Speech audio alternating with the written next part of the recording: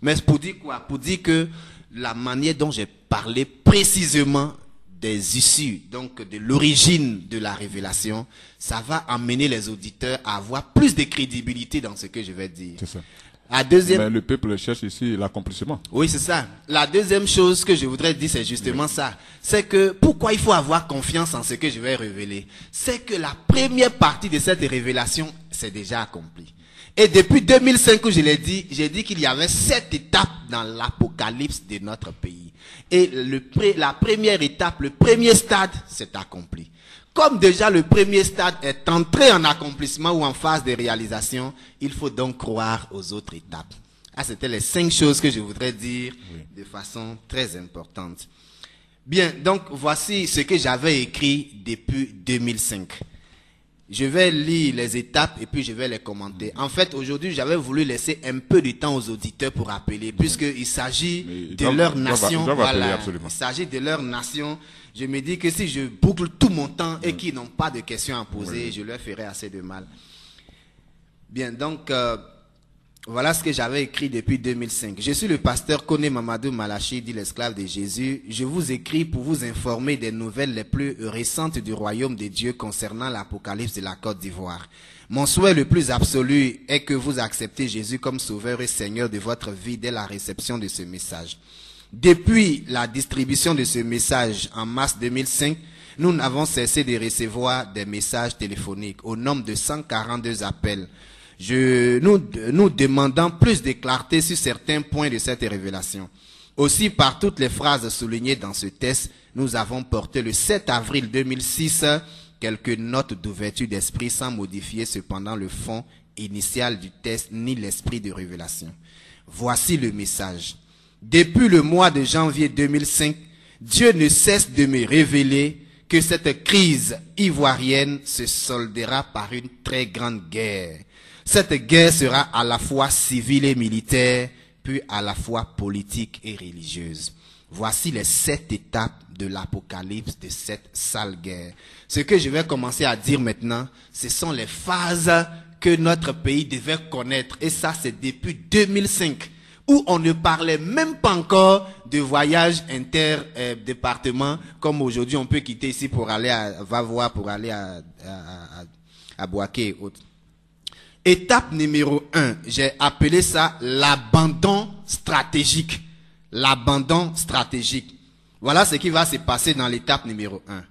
Tout commencera d'abord par un abandon stratégique de la Côte d'Ivoire par la communauté internationale. Cet abandon se signalera par le silence coupable des tenants de pouvoir au sein de la communauté internationale devant les barbaries de notre puissance coloniale et devant les actes atroces de notre rébellion armée. C'est-à-dire que la France et les rebelles poseront des actes allant contre la loi universelle des droits de l'homme et que malgré les preuves pouvant inculper leur condamnation devant le tribunal pénal international, les grands décideurs internationaux garderont le silence. Ensuite, après avoir secrètement préparé le chaos de la Côte d'Ivoire, cette communauté internationale fera croire aux Ivoiriens que la meilleure solution à leur crise serait de prendre eux-mêmes leur propre destin en main. Je vais expliquer tout ça, je viens. C'est-à-dire que la France et ses alliés qui travaillent pour la mort de la Côte d'Ivoire, ayant déjà préparé leur plan de déstabilisation, ne poseront pas de refus à ce que les Ivoiriens se décident de régler eux-mêmes leur propre conflit de façon ivoiro-ivoirienne. Ils essaieront de faire croire de plus en plus qu'ils sont d'accord de s'éloigner du dossier ivoirien. Mais en réalité, ce sera un abandon stratégique et tout mouvement international ayant attrait à autoriser la Côte d'Ivoire de procéder à ses propres résolutions de sortie de crise constituera un abandon stratégique. Par les mots « prendre eux-mêmes leur propre destin en main », nous voulons signifier que le temps viendra où nous trouverons de nous-mêmes nos propres voies de sortie de crise et cela ne semblera pas déranger la communauté internationale qui fera semblant de participer à nos plans de sortie de crise et à nos décisions de nous aider à finir la guerre. Qu'est-ce que cette première étape voulait dire? J'avais déjà annoncé que le temps viendrait depuis 2005 J'ai dit, nous allons trouver nous-mêmes nos propres voies de sortie de crise.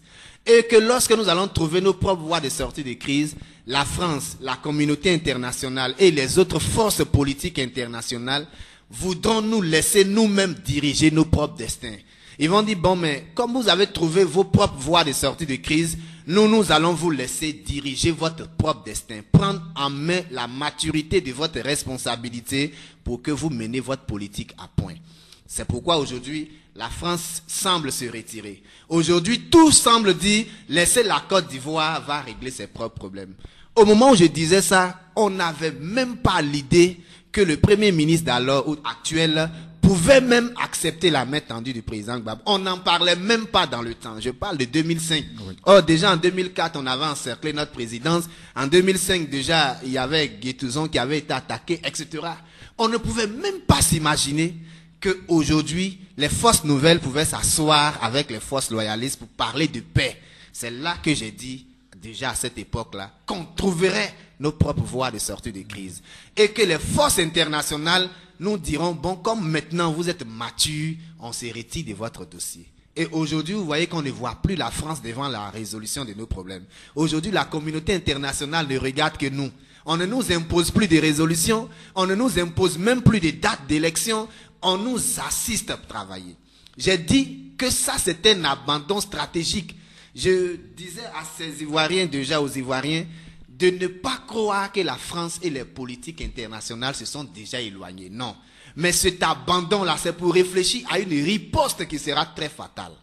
Et comme je l'avais déjà dit, et que Dieu merci, Ouaga est entré en ligne de compte, le président Laurent Gbagbo a tendu la main à son adversaire et donc aujourd'hui une solution a été trouvée. Comme pour confirmer déjà la première partie que j'avais dit. Lorsqu'ils sont allés signer les accords de Ouaga, plusieurs qui avaient mes révélations m'ont appelé pour dire, mais pasteur, la première partie de ta révélation vient de s'accomplir. J'ai dit, ça, ce n'est qu'une première partie. Et j'étais en train d'expliquer que l'abandon stratégique allait se manifester dans le fait que la communauté internationale allait rester silencieuse devant les barbaries de la France et devant les barbaries de la rébellion. Ils ont attaqué Guitrouzon. Personne n'a parlé. On a encerclé la présidence. Personne n'a parlé. Pourtant, ce sont des choses qui sont contre la loi universelle des droits de l'homme. Normalement, la France n'avait pas le droit d'attaquer, n'est-ce pas, nos aéronefs, surtout ceux qui étaient postés à Yamoussoukro. Surtout Yamoussoukro. Pourquoi Yamoussoukro? À cause de la présidence de la basilique, à cause de la présence de notre basilique. Parce que c'est la deuxième basilique dans le monde. Et la présence de la basilique représente comme le trône de Dieu sur terre. Dans l'endroit où se trouve cette basilique, on n'a pas le droit, surtout en tant qu'une puissance, de mener une guerre. On n'avait pas le droit. Et la communauté internationale le sait bien. Mais qui a parlé? Personne n'a levé le doigt. J'avais déjà dit qu'elle resterait silencieuse devant ces gens de barbarie. Mais ce qui est plus important à l'étape numéro 1, c'est dire que nous allions découvrir nous-mêmes nos propres voies de sortie de crise, qu'on appelle aujourd'hui le dialogue direct. Et je précise encore, pour dire à l'époque où moi j'écrivais, tout le monde m'a traité de fou parce qu'on ne voyait pas du tout la rébellion tendre la main au président. Et vous voyez, c'est pourquoi Dieu aussi a tracé dans la Bible les méthodes pour pouvoir finir certaines batailles, certains conflits. Parce que le Seigneur a dit, si ton frère a péché contre toi, va seul à seul. Si tu n'arrives pas à gagner ton frère, tu fais intervenir 2 personnes. Si les 2 personnes n'ont pas gagné ton frère, tu fais intervenir l'église. Et si ton frère n'écoute pas l'église, c'est alors que tu le considères comme un publicain, comme quelqu'un qui ne pardonne pas. Mais vous voyez, l'erreur de notre politique d'alors, ça a été de commencer par la fin en venant au début.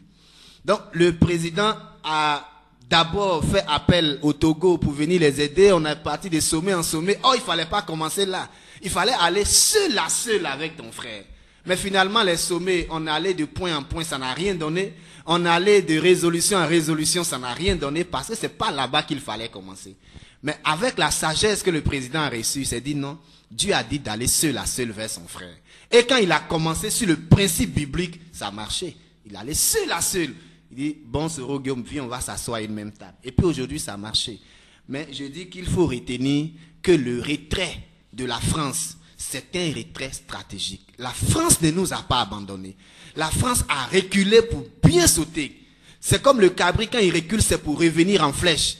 Et je dis, aux Ivoiriens que le fait qu'on diminue le nombre des bataillons de marine, c'est-à-dire le nombre des soldats, des licornes, etc., tout ça, c'est du tape à l'œil. C'est une envergure, c'est une opération de charme pour nous faire croire qu'on s'est retiré de notre dossier.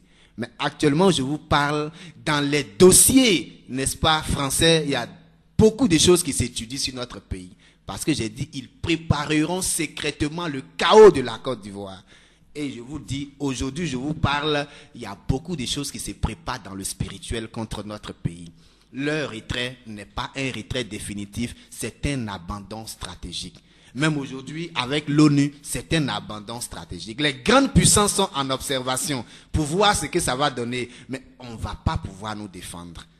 Voilà la première partie qui s'est accomplie. Ouaga est l'accomplissement de cette première partie. La seconde partie, qui est l'étape numéro 2, j'ai dit les mouvements de panique et les bruits de guerre. Ça, c'est l'étape numéro 2. Mouvements de panique et les bruits de guerre. Je vais lire ce que j'avais écrit à l'époque. Le gouvernement français, en complicité avec plusieurs autres pays de l'Union européenne, parleront d'évacuation de leurs ressortissants sous le prétexte de l'insécurité qui sera en train de grandir. Plusieurs autres pays emboîteront le pas aux autres pays de l'Union européenne en motivant leurs ressortissants à rester vigilants. Ces différents mouvements susciteront la psychose, donc le sentiment d'insécurité chez les Ivoiriens et chez plusieurs autres ressortissants des pays vivant en Côte d'Ivoire. À cette allure, l'armée rebelle de son côté lancera des paroles de menace à l'encontre des politiciens ivoiriens et des jeunes patriotes qui sont les braves défenseurs de la République. Quant à la France, quand la France se rendra compte que toutes les familles étrangères importantes sont sous haute protection et que ces ressortissants sont mis hors d'état d'être nuits, alors commencera l'étape numéro 3.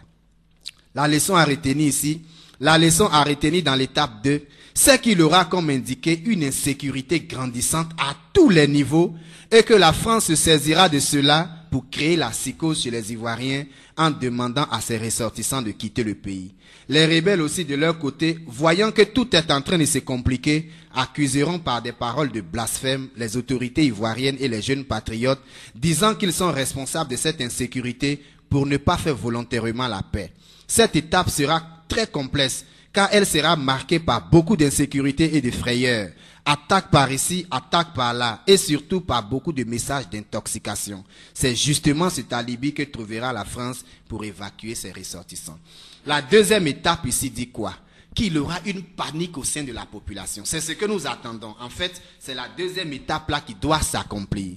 La France va demander à ses ressortissants de rentrer. Parce que l'insécurité va grandir. Et je vous le dis, il y aura une telle insécurité que les Ivoiriens se demanderont, mais qu'est-ce qui se passe? La France va plus accentuer la psychose en demandant à ses ressortissants de rentrer.